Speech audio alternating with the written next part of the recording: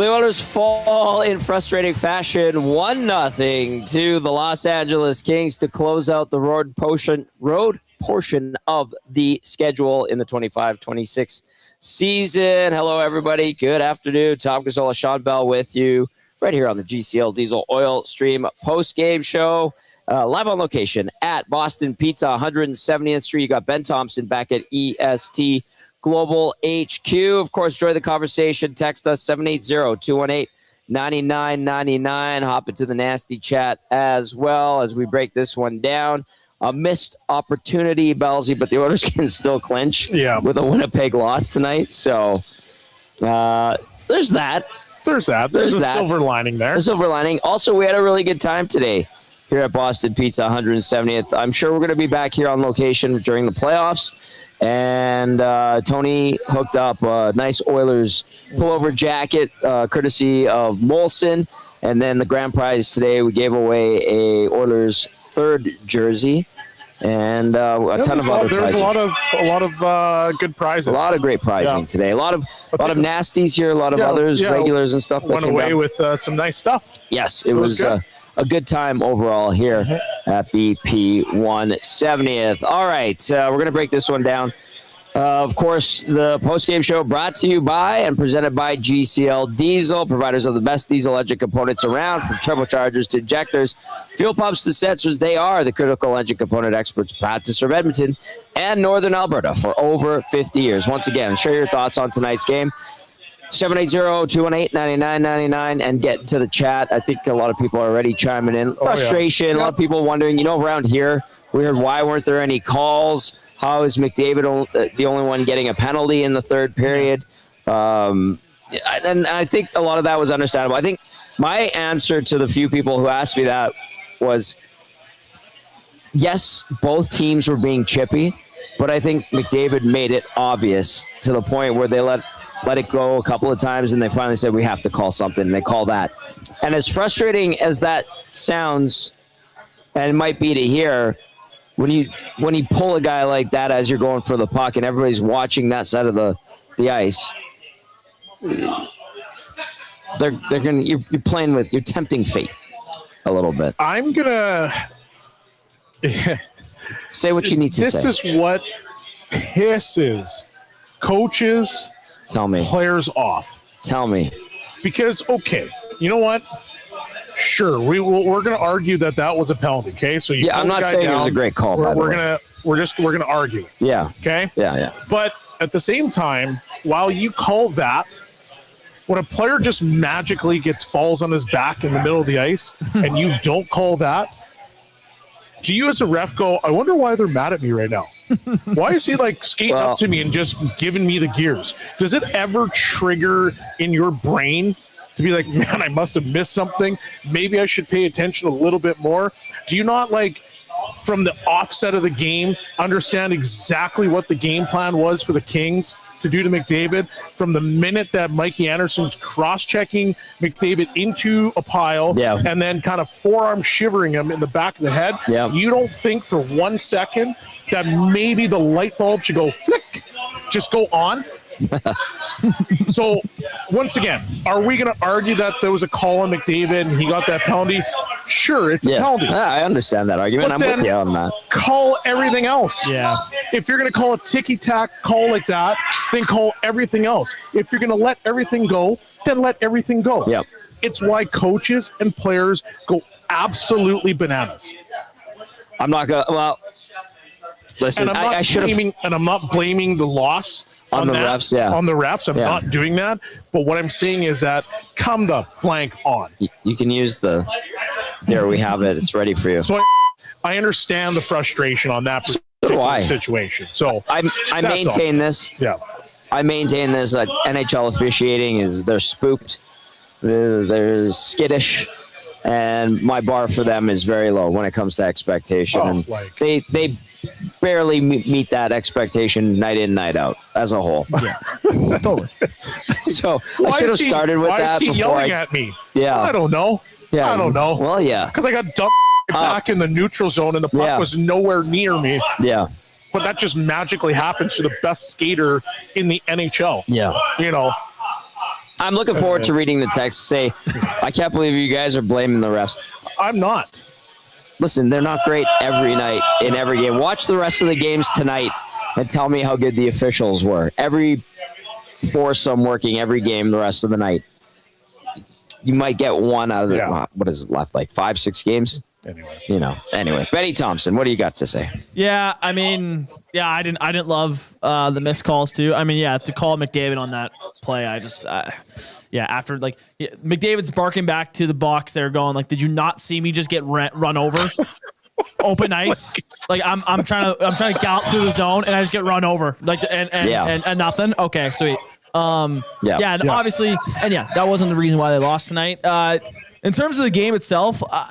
To be honest with you, I didn't think the Oilers played that bad. Like, obviously, tough turnover for Bouchard. That wasn't great. Dancing on the offensive blue line. Now he's usually really good on that, but gets picked apart and Panera buries on the breakaway.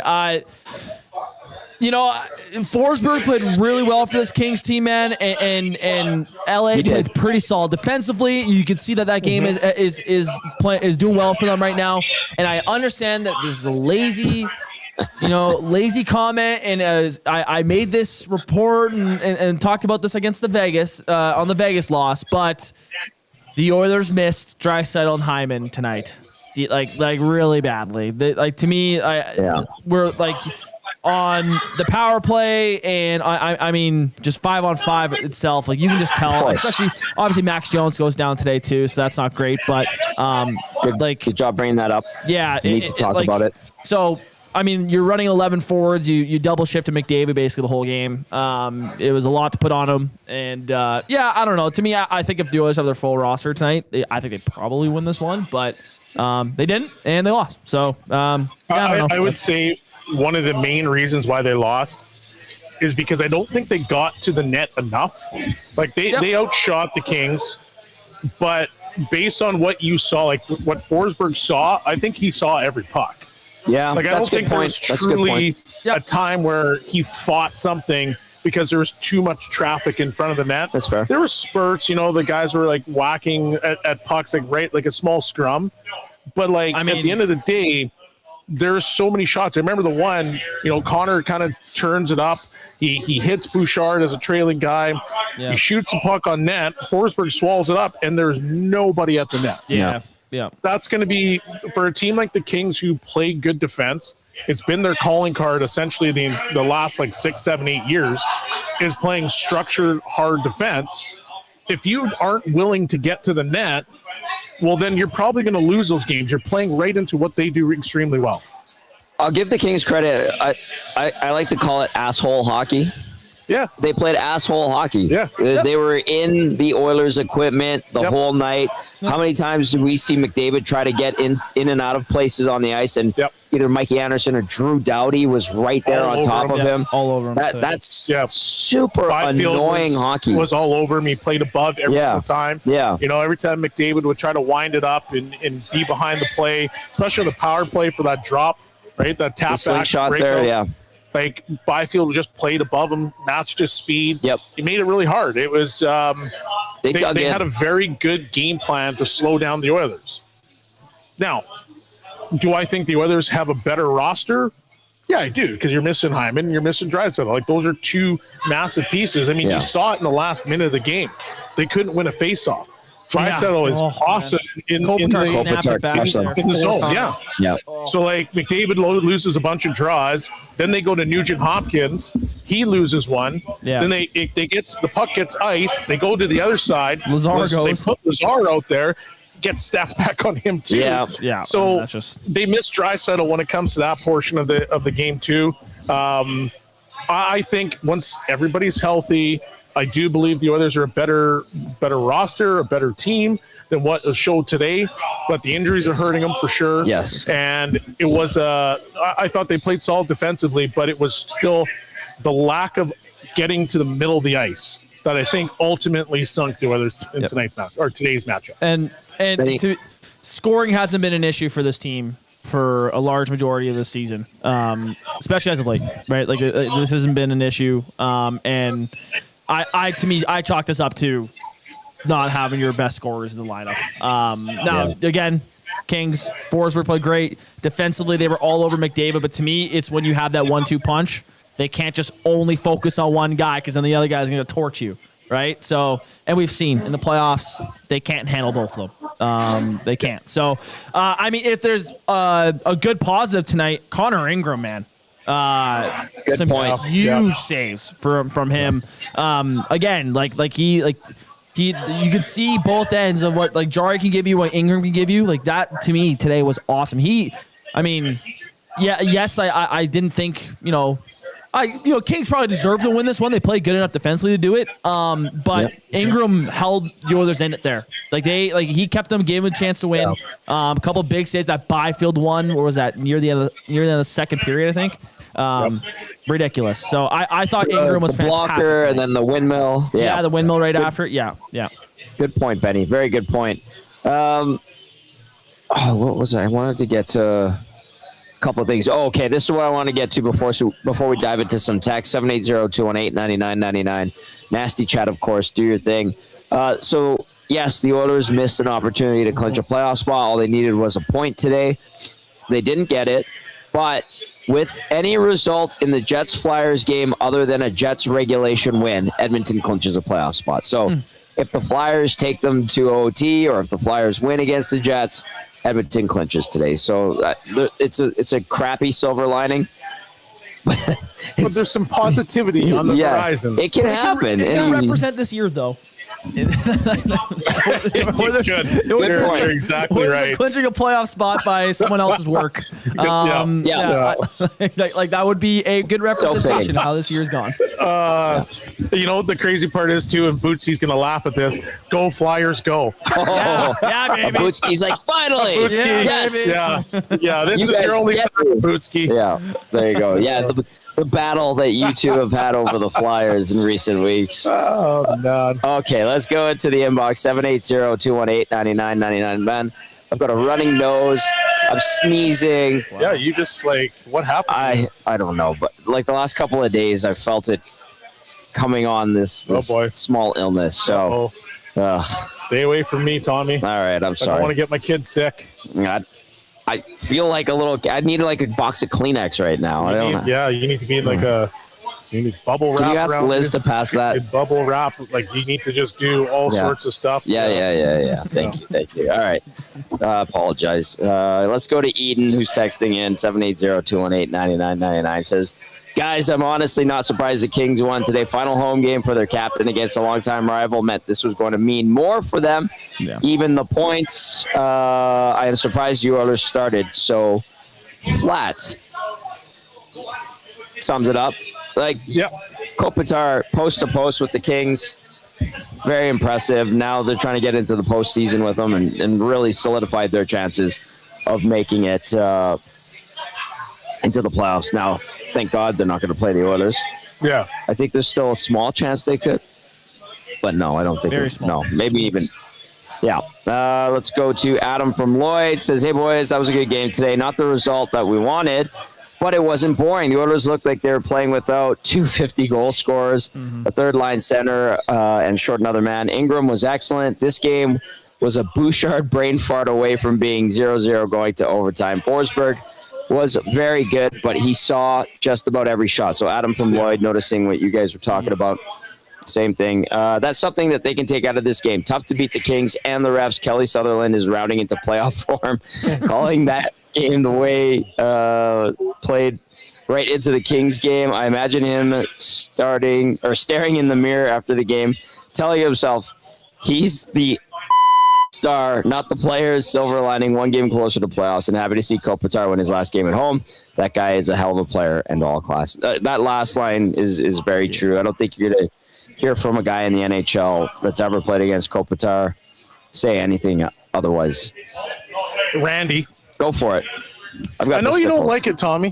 What do you mean I don't like it? But hear me out. I read Randy's stuff. Some of it's pretty funny. Complaining about reffing all over the NHL, especially on a night where there is a missed call against the Oilers, seems excuse-based. We don't hear this passionate rant on nights when the Oilers get beneficial calls. Plus, they are the best officials in the world. Is the league just incapable of being reffed the way that fans want, or is it bad reffing for every team in the league when they lose?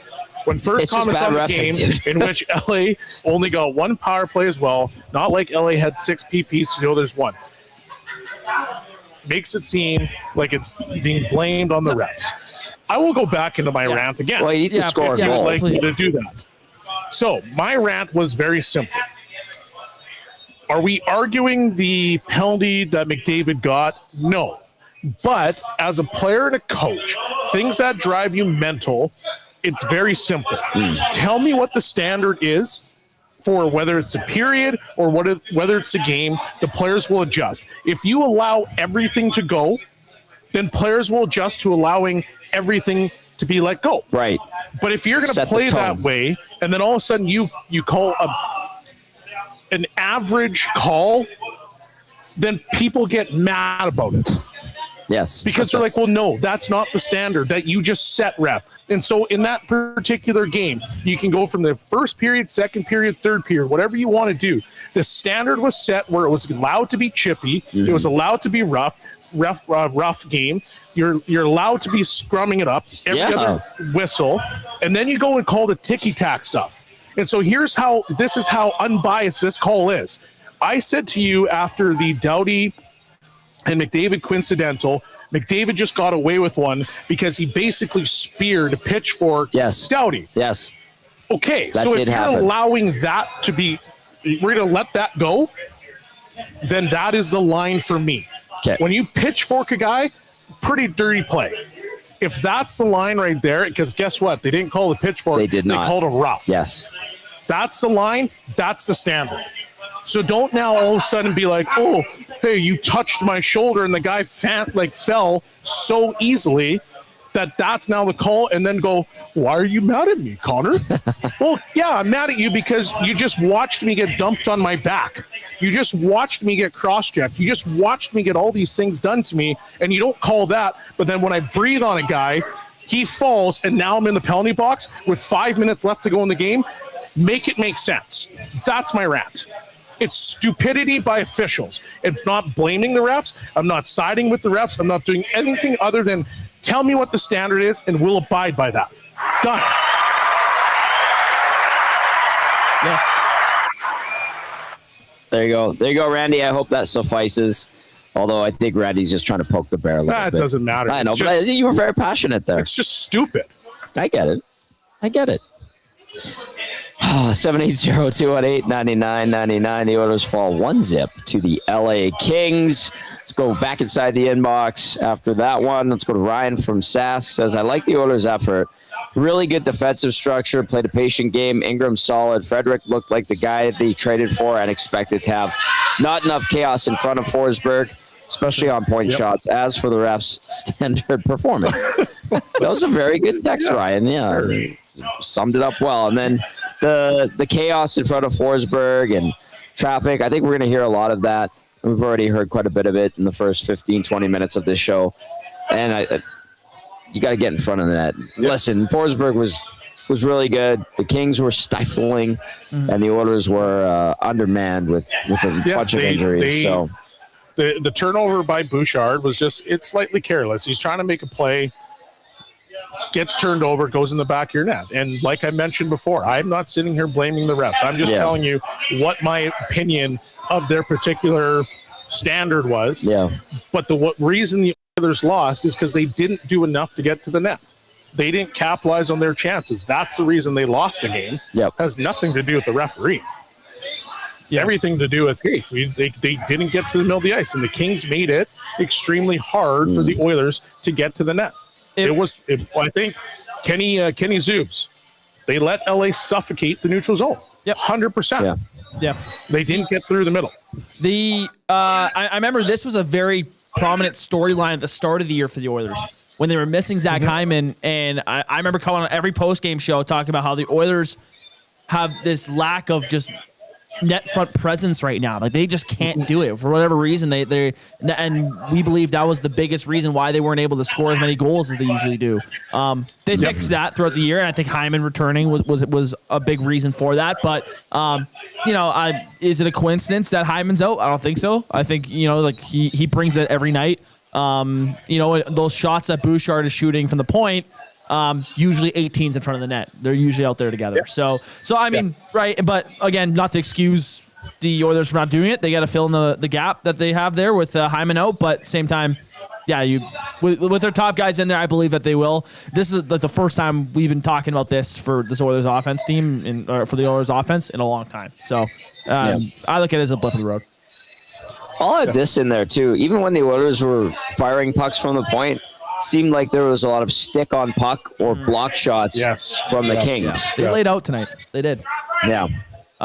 Desperate hockey. To that text point, I've seen a lot of talk about in the nasty chat. The Colton Dach and Trent Frederick duo is looking good. I mean the crash line before Dickinson got hurt.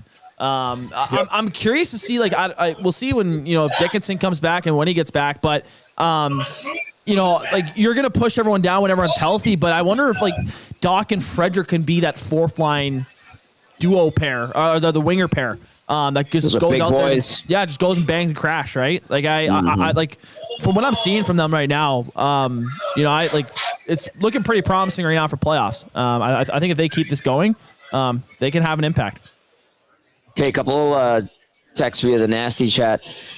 Kenny Zoobs and Box Pounder in on this one. Kenny Zoobs says, anyone else not happy with Kapanen's play over the last few games, not moving at all out there? And then Box Pounder adds, Kapanen is where the puck went to die. Outside of making that play on the goal by Nugent-Hopkins in, was it Seattle? It was the Utah game. Oh, was that? Utah. That was the Utah game. Pardon me. I get the jerseys in my head mixed up. Even and that they were -6 that game, that line with Kapanen. I think Kapanen was the -3 on that one. Yeah. Anyway, his game hasn't been great, but that's again we talk about Roslovic's peaks and valleys. Kapanen has that too sometimes.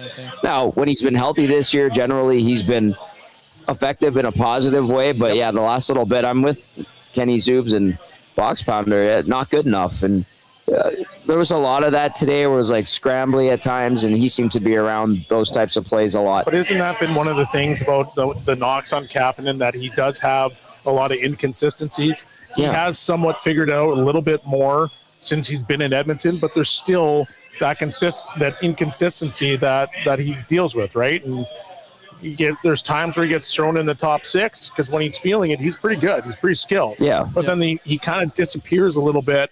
And then all of a sudden now you're fourth line guy. So that's kind of been Kapanen's issue, I guess, in his career. So hopefully he can sort it out.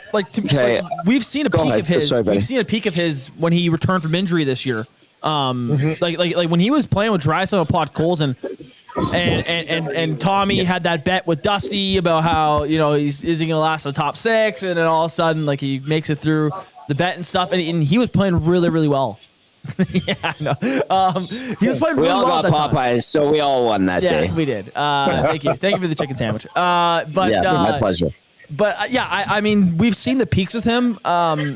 His lows are low, and tonight was another low. I feel like we haven't seen the best of Kapanen in a little bit, which makes me hesitant for him to be playing with Draisaitl when everyone's healthy. To me, I think Roslovic should be pinned to Draisaitl. Roslovic is best with skill players. That is my opinion. To me, when you're playing him on the fourth line tonight, I don't know how much that does for him. I think he is best when he's with one of McDavid or Draisaitl. I think he's such a good compliment to them.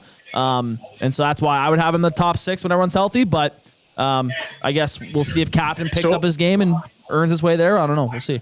So who's your top 6, Benny? 2 games to go. Remember how quickly they change things. Go ahead, Benny. Sorry. Yes. How I would do it is I'd go Hyman, McDavid, Savoy, Podkolzin, Draisaitl, Roslovic. And then I would go, assuming Dickinson's healthy, Nuge, Dickinson, Kapanen. And then, my fourth line is probably Dach, Lazar, Frederick. But I like that. But you think Henrique factors in there? Yeah. He will play over Lazar. I think if things aren't going well, I think we could see them take Henrique out and put Lazar in. But because they've sat like I think he gets like better for the job. McLeod got sat in the playoffs, right? Like, yeah, they did. Yeah, it's hard. Like with Henrique, I understand exactly what you guys are saying, but there's just I think there's a trust factor that the coach has with Henrique. Because he is smart, he's experienced, and I'm not telling you, trust me, I'm not telling you that he's been like impactful this year. I just think he makes solid, smart plays, and I don't think he doesn't really mess up. No. And I think for a guy on the bottom two lines to be an everyday guy, you've got to kind of play like that. You've got to manage pucks, you've got to make sure you're consistently doing the right things. And that's how you stay in the lineup with this group. So true. That's kind of how I see Henrique. I want to read this one, and it's a discussion you and I kind of had during the game today. Mm-hmm. I think it was the second period where we noticed it on one shift in particular. We're like, whoa. So Zedmo sent this into the Nasty Chat a few minutes ago, and I was sitting on it here. It says, Wallman wasn't great. He kind of put Emerson on the spot on a couple of plays. And what was the shift that we noticed with Wallman and what he did? Oh, yeah, he was blowing snow a couple times. I think he came around the net, tried to make a play, but he saw a guy come and he kind of bailed on it. Yeah. And he threw, I like to call it a pizza or grenade up the middle. That one after and then that. The second when it came back, plays, we've seen him do that. Yeah. So for him, he's got to get back to doing that stuff because that makes him valuable. That's why they signed him for $7 million. Not pulling up and blowing snow and chipping it away to nobody. All right, 780-218-9999. We want to hear from you about the Oilers' 1-0 loss. Let's do the turning point of the game real quick here. Benny, this one's pretty straightforward. I mean, it was the lone goal, but the turning point of the game brought to you, as always, by Say the Reed Sport Medicine. Connor McDavid's got a team of specialists. You have a bag of... Peace. Get the same locker room approach. Trusted by the best in the game at Say the Reed Sport Medicine. Book your assessment today, www.saythereedsportmed.ca, or call 780-460-9977. This one even up at nothing on the board. And at 7:34 of the first period, we see another toe drag at the blue line. It gets picked off by Artemi Panarin, one of the most deadly guys in the NHL offensively. And he goes in on the breakaway and buries one past Connor Ingram. That's the only shot that would get by Ingram on this evening or afternoon. And unfortunately, it costs the Oilers as the toey at the line. Mm-hmm. No bueno. It is your turning point of the game, brought to you by Say the Reed Sport Medicine. All right. Honorable mention. Go ahead. Cody Cece's stop on the goal line. Yes, that was a good play. That was great play. That was a big one for them. I mean, saved them the game, you could say. That was big by former Oiler, Cody Cece. Excellent honorable mention. Very good point, Benny. Very good point. He was laughing about it on the bench out. You think that felt good to him? Oh, felt amazing. Oh, yeah. I bet. All right. El Presidente says players deserve consistency with refereeing. Yep. That's a ref talking to you. Yep, exactly. Brandon from Windsor. This goes back to our Hello Hockey conversation from earlier in the day. So Brady Tkachuk got hit with the puck and left the game. What would his dad say? LOL. And then he adds karma. I don't know if he actually got hit by the puck. I know what clip he's talking about. I'm looking. I was just looking at it. The puck doesn't actually hit him. I don't think. Just from what I saw, it was with the stick, doesn't he? He just turned his head and he lost his balance.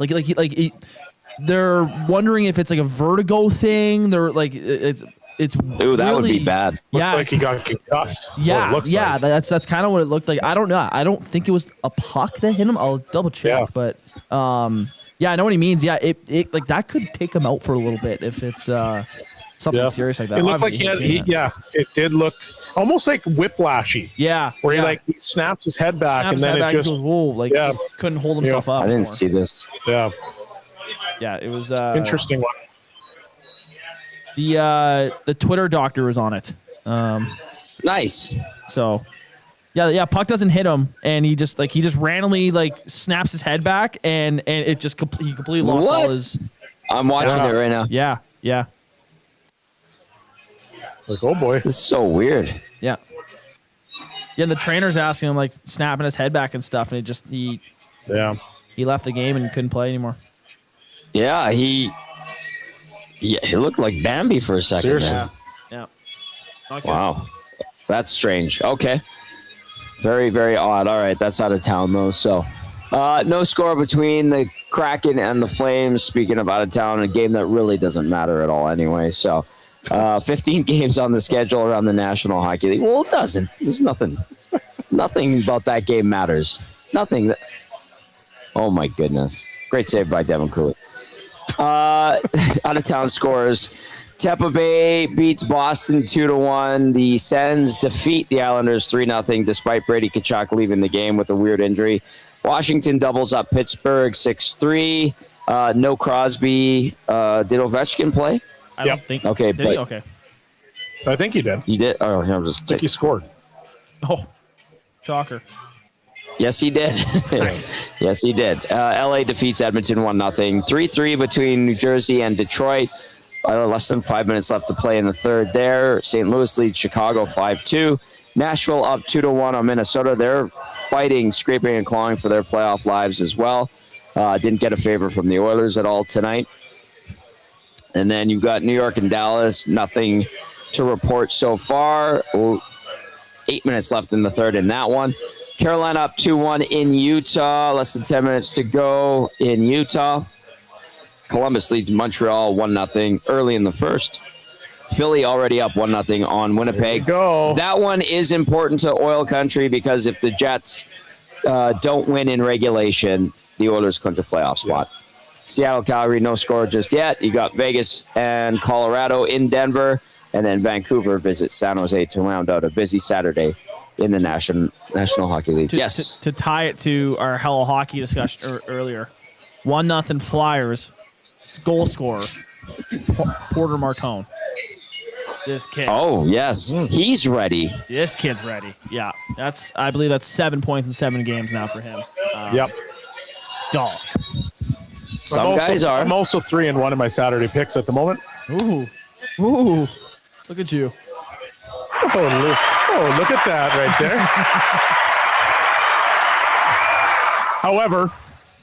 However, What? St. Louis is going to blow that one up because they're up 5-2.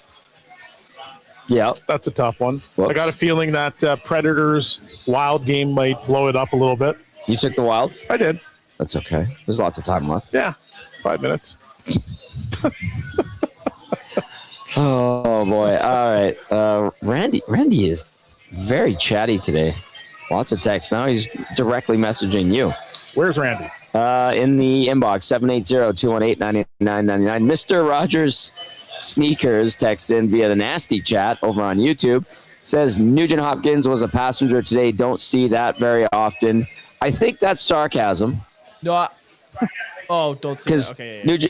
Nugent-Hopkins has taken some heat lately. He hasn't been particularly good.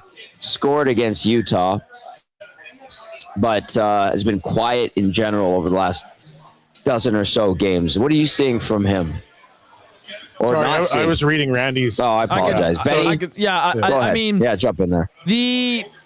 I understand the criticism for him. He's had a rough stretch. I think it's since the Olympic break. He has really struggled. Hasn't been the same guy. I mean, I remember at the start of the year when this team was struggling and Nuge was their best player. And we were talking about, wow, if he carries us out through the rest of the year, he might be sniffing 80-some points. Won't be the case. But to me, with him, man, I care about playoffs. The Oilers, they're going to make playoffs and they'll get in, and I care about what Nuge does then. He had a really good playoff last year. I remember he was a big factor in the reason why the Oilers were able to steam through the Golden Knights and Stars. So, he hasn't been great, and I really hope this picks up because if he's playing like this in the playoffs, then the Oilers are missing a crucial piece of this team. But I think it'll turn around when the stakes are highest and he's playing with the typical guys he does and all that stuff. So. Yeah, they need Nugent-Hopkins if they're going to continue to move forward. Like he's a very smart, cerebral player. I don't know if he gets enough credit for some of the things that he does on the ice, but he's a very important piece of this hockey team. Mm-hmm. So I'm hoping that he can start to come around a little bit. And we've talked about guys that need to step up, and who's going to do that, because with guys out of the lineup, Draisaitl, Hyman, so on and so forth, you need more people to step up. And right now, I feel like they need him more than anybody. Arhards 44 says new baby slump for RNH and Kapanen. Both of them are daddies. Well, Nuge has had, I think, his daughter a couple of years old now, and Kapanen, just him and his wife had their first. So they have Nuge has a new baby. Yeah, that's what I was saying. Yeah. Oh, sorry. I thought you missed that. My bad. Why don't you listen to me, Ben? I'm kidding. Both of them have fresh bebes at home, so there's that. Kenny Zoom says 100% need 93 going. Riding the Pine says trust in the Nuge. And then Box Pounder updates everybody, says the Jets and Flyers now tied at 1. I'm going to go to C-Max text here. Says that game looked like the final of a men's rec league hockey tournament played at 8 p.m. after both teams drank all the beers. Awful. Oh, boy. Oh, boy. Save the beers for after the game. That's the best part. Too much. Too much. Oh, boy. JR from Calgary says, guys, lost in McDavid's 5-point game. He passed Lemieux for second most points under 30 years old. He's also in the top 50 all-time in points under 800 games played. We are witnessing greatness. Greatness. Cheers, JR from Calgary. Yes, absolutely. And it's a good reminder that we get to see it every day, and some of us up close, which is wonderful, and it's nice to remind yourselves. All right, what did Tube Sock send in? Fellas, you're doing a great job putting up with Tommy. Yes, I agree. Thank you. Fantastic. You really got sick in a hurry. I've been feeling it for a couple of days. And then now it's just all letting out, hey? Yeah, kind of. I guess so. I was feeling it throughout the day. We had pizza. We had the triple play. Yeah. And a pepperoni pizza. It was good. Yeah. You need to get some rest, young man. I think that might be it. Yeah. Yeah. Only 2 games next week, thankfully, and a day off tomorrow. Okay, we can go inside the Oilers locker room. Who do we have? Benny Thompson? We have Adam and Henrique. So here's Henrique from the Oilers locker room today. 21 today. Maybe just take us through how you saw the result end up going there. Yeah, I just couldn't find a getaway to get one. Thought we pushed hard throughout the entire game, had a lot of opportunities, but couldn't find a way to get that first one. What did you think about your team game today? Good. I thought we played hard. I thought it was a solid game throughout, top to bottom. Everybody was in there contributing, getting chances. Like I said, we just couldn't find a way to get one. 1-1-1 on this road trip with 2 games remaining. Maybe take us through the recap of this road trip and what you guys need to do to make sure you're ready to go with the last 2. Yeah, we're just it's just that next game. And we go home, prepare. We got 2 left. Got to find a way to put both those in the bank. Yeah, where do you feel like your team needs to really, polish the game a little bit as playoffs move around? Yeah, well, I think an effort like that throughout is needed, and we'll find a way to get to score. And thought it was a solid effort everywhere. You just got to play hard. Every chance you're out there, every situation, and we'll find a way. And how about the disappointment of seeing Max Jones go down with an injury? You guys were all talking about how much he's provided with this. Yeah, he's been great. Since he got called back up again, he's provided a spark in here when we need it. Great to be around in the locker room, having fun, those sorts of things. They make a big difference, especially this time of year when everything's ramped up and everything's tight and just being light, making sure we're smiling, having a good time in here, and so hopefully he's all right. How disappointing is it dropping the last road game of the season? Because I know you guys can use this opportunity to bond as a team, and you guys did. Yeah, it's obviously you want that one. It's a big game. Every game right now is huge, and we know that heading into the playoffs. So we're going to find a way going home for the last 2 to, like I said, to find a way to win both those. Panarin scores on the breakaway. CC with that dive and play to keep the puck out of the net. When a game comes down to basically 2 individual plays, does that change how you feel about the overall performance? No. No, like I said, I thought we played a hard game. We just couldn't find a way to get on the board. That's fair. I mean, you could dwell on the puck not dribbling across the line. Yep. Cody Ceci, great desperation play, knocks it away. I think Lazar dove to try to put it in, didn't get there in time. And the one turnover by Bouchard that leads to the Panarin goal. Like, yeah, I appreciate Adam Henrique and what he had to say there following the team's loss. Henrique, by the way, Belzy and Benny, 15-08, no points, 4 shots, 2 block shots, 3 hits. And then mentioned the loss of Max Jones, which, listen, Max Jones is a veteran guy. He's played full seasons in the NHL, started the year down in Bakersfield, came up here. He's kind of been an energy guy, physical presence when he goes out on the ice. It looked like an innocuous play, and he tweets something, and all of a sudden, there's another one. Yep. And actually, when Roslovic got, I think he got clipped, up high, and he had to go with TD Force to the locker room. I was like, no, come on. Like, basta, enough with the injuries. This is a terrible time for that to happen. Even I feel bad. Like, no, this is not good. You don't need this. And fortunately, Roslovic comes back. Henrique, mentioning Max Jones. Jones is, I think, a sneaky, not big, but sneaky important loss because he gives you legitimate depth. Yep. Yeah, I would agree with you on that. It's a really tough time of the year because we talked about it earlier in the show, like, no more injuries. No, because right now there's too many important pieces of the lineup, and then your critical depth pieces, if they start getting hurt, well, who's next? The young guys are up. The young guys are up, and I'm not saying that Howard may or may not be able to step in and play solid minutes, but you want the guys that are able to handle what they're doing. Like, for me, you want Howard not to be here for the rest of this year. Let him develop. Let him do his thing down the minors. They don't need him up there right now. He's got other things to worry about. Sure. And so, having that depth is important for the others because then you don't necessarily miss, certain players. Kate Janmark's out of your lineup. Well, Jones is filled in adequately. Lazar has done a great job. So, but if those guys start getting hurt, well, now you're just getting really thin. So it's tough time of the year. They might have to get everybody in bubble wrap or something. Because you don't need that right now. No, you don't. Go ahead, Betty. Sorry. No, I forfeit the final 2 games. Just screw it. Just stay healthy. No, I'm kidding. But out of the scoreboard, out of town scoreboard check. Flyers up 3-1 on the Jets. By the way. Yeah. That's look at that. Again, there is a silver lining here. Edmonton can still clinch as long as Winnipeg doesn't win in regulation. So that scenario still exists. Maybe it turns a frown or two upside down or takes away some of the sting from Edmonton's loss this afternoon in LA. All right, maybe Shaggy will be happy. No, we know he won't be. I think I can speak for Shaggy when I say he will still find something to be pessimistic about. Whether it's for fun or a bit or he's sincere, pretty sure it's a hard no. Shaggy, my boy, listen up. The Oilers are going to make the playoffs. All will be okay.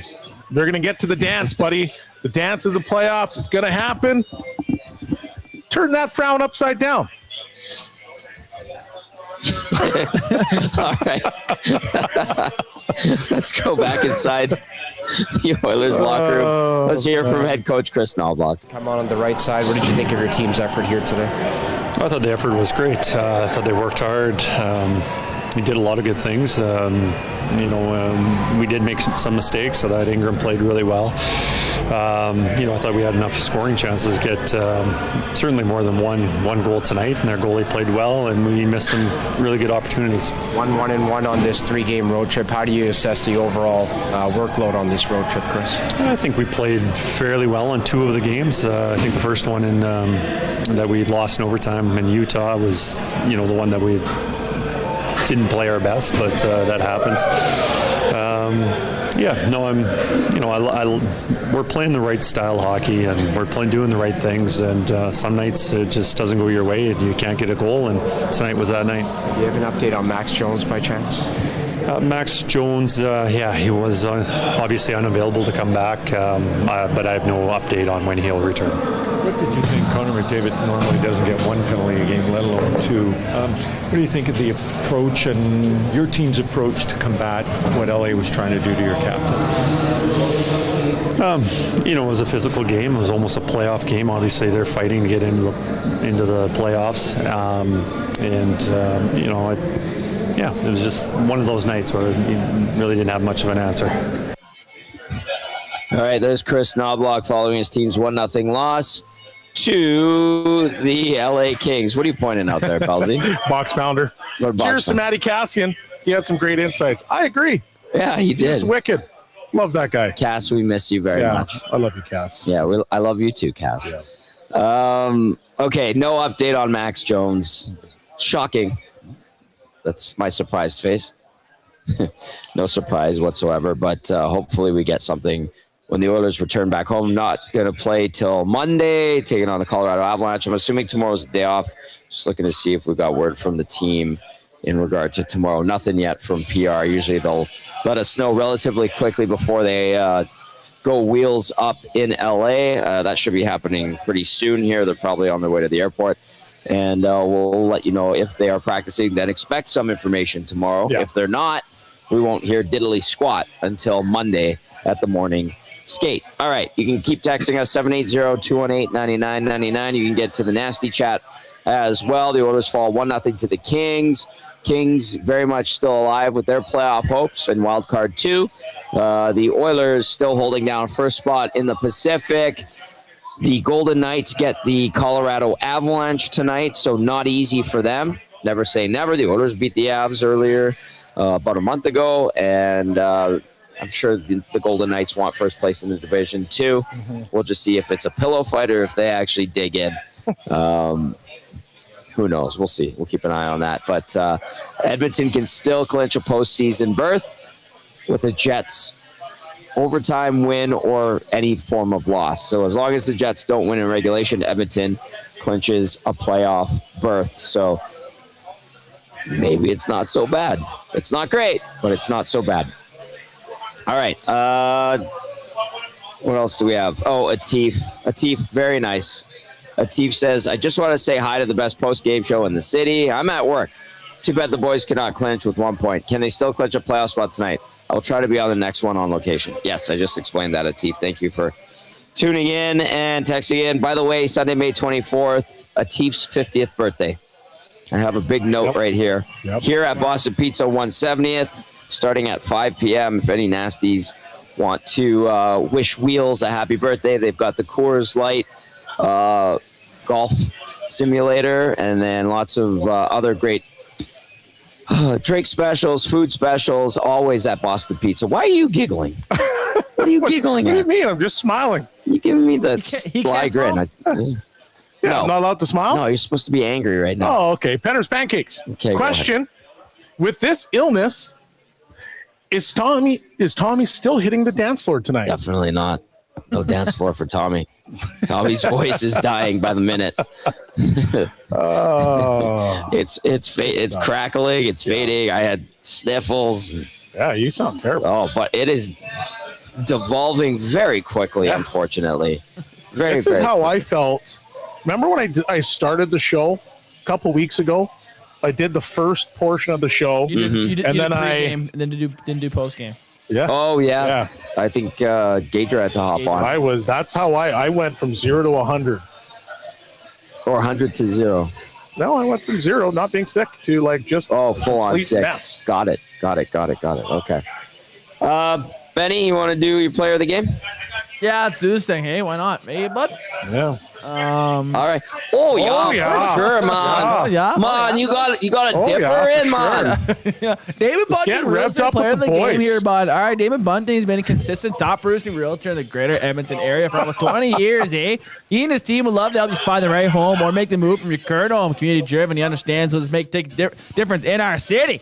Check him out on davidbunting.com or visit his Instagram at David Bunting Real Estate. Hey, bud. Oh, yeah. Right? Hey, bud. On. Yeah. Right? That was beautiful. I see you in the back. Well Thank done. you, Uke. Thank you. Very Alberta Man, accent. that was good stuff right there. Thank you. Player of the game here today. We're not going to give it to Alberta boy, but we're going to give it to our neighbors over in Saskatchewan. Connor Ingram, bud. He's incredible tonight. Lets in 1 goal on 21 shots. Made some big saves. He was really good tonight. Everything's a question when the Alberta accent's on. It's the tone. Right. Connor Ingram was incredible tonight. 9.52 save percentage. Kept them in it when they needed him to. He was awesome. Again, your playoff game on starter, no doubt about it. Awesome tonight. He was your player of the game. Let her rip, eh? Let her rip. Good Sasky boy. The neighbors over to Berta. He's a brother to me. For those that are like, Betty, what is wrong with you guys? This is great. Well, earlier on Started EST, on Hello Hockey. On Hello Hockey, we did Alberta accents, and it's kind of trickled into the pre and post game show. There's 2 accents I can do. That's one, and then Finnish. Who's a Finnish player on the Kings? Finnish. No one. Sami Helenius? Oh no, he's Swedish. Sami Helenius. Yeah, there you go. He is Finnish, there's a good one right there. I can do 2 accents about it. Tommy's Alberta boy turned into a Jamaican at one point. New Jersey dude. Jamaican New Jersey cross. That's a little Jersey Shore in there too. Yeah. It hit me like a freight train when I was the Jamaican accent. No. Realizing the Alberta accent. Yeah, okay. When we were in Oklahoma City, especially when I had to live there during the lockout. Yep. And I would watch the news from back home to keep up to date on what was going on here. And it would be like a news clip, which I can't believe the editors didn't catch this, but it'd be like, oh yeah, for sure. I'm worried about what's going on. We've got great people in our community, but it's worrisome. I've got little ones at home. And I was like, oh my God. While as you know, in Oak City, you go next door and it's the Texas draw. Like, brother, I'll tell you what, we're gonna go shoot some guns, drink some beer, and make love to our wives tonight. Go to church tomorrow. And then I flip on the TV and watch something from back at Edmonton, and you're like, oh yeah, for sure. I'm like, whoa. Way different. So there's that. Yeah. So there's that. Anyway, we appreciate you putting up with it. Yeah, bud. Shaggy and St. Albert. Oilers not getting the Pacific Division decal.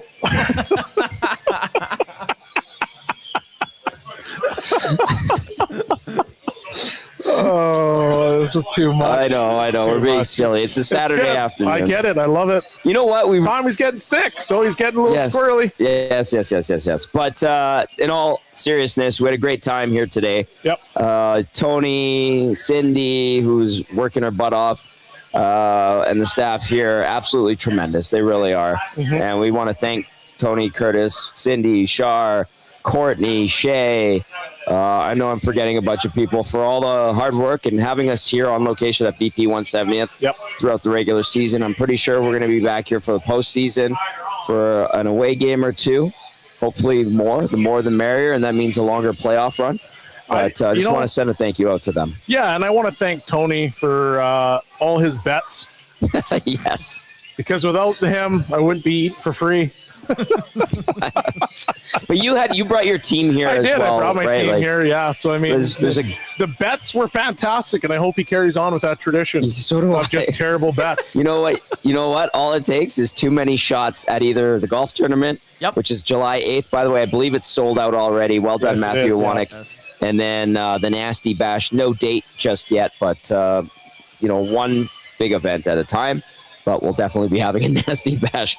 Last year was awesome. Yeah. The year before that was awesome. I missed the first one. I just the way the schedule worked, but we'll have opportunities for that as well. All right, let's take a look ahead to Monday night, where the Oilers face the Colorado Avalanche.